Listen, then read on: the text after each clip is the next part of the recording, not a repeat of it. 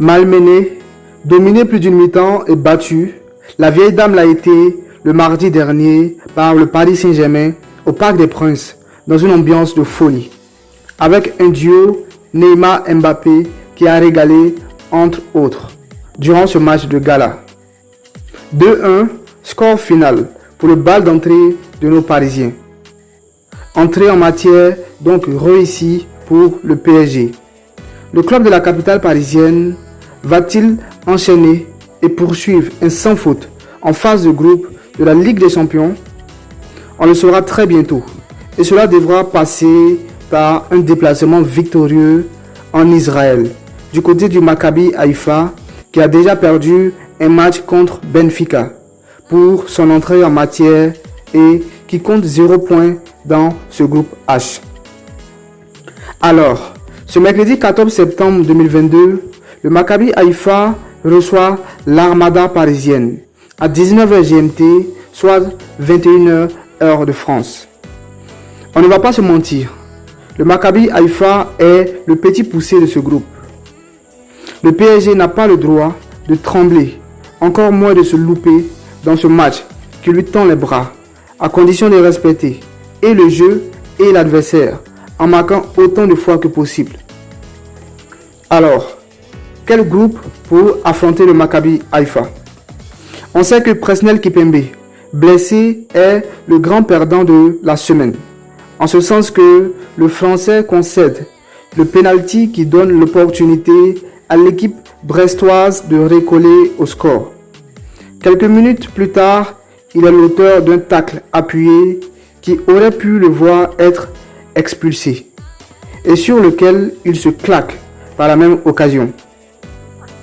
Victime d'une déchirure à l'ischio-jambier de la cuisse gauche, le défenseur parisien va sans doute être éloigné des terrains pour un moment. Il loupera les 2 prochains matchs du PSG, le premier face au Maccabi ce mercredi et le second face à Lyon en championnat.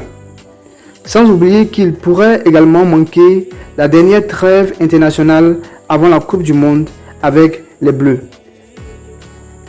Le deuxième absent du groupe se nomme Renato Sanchez, qui est arrivé lors de ce mercato d'été et qui s'est blessé tout seul à l'entraînement il y a quelque temps déjà et devrait manquer lui aussi le match de ce mercredi. Concernant le 11 de départ, il va falloir attendre la conférence de presse de Christophe Galtier demain pour avoir plus de précision. Néanmoins, le 11 de départ va être probablement le suivant. On aura Didier Donnarumma dans le but, qui sort d'un match contre Brest où il a fait le plein de confiance avec son arrêt effectué en fin de match. En attaque et au milieu, il y a de fortes chances de repartir sur les mêmes bases, avec en attaque le trio Messi, Neymar, Mbappé.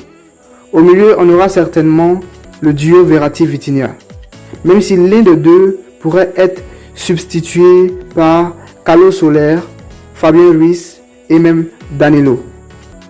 En défense, aux côtés de Ramos et de Marquinhos, le même Danilo est le prétendant numéro 1 pour remplacer Kimpembe, même si Nordi Mukiele pourrait également prétendre occuper le poste ce mercredi.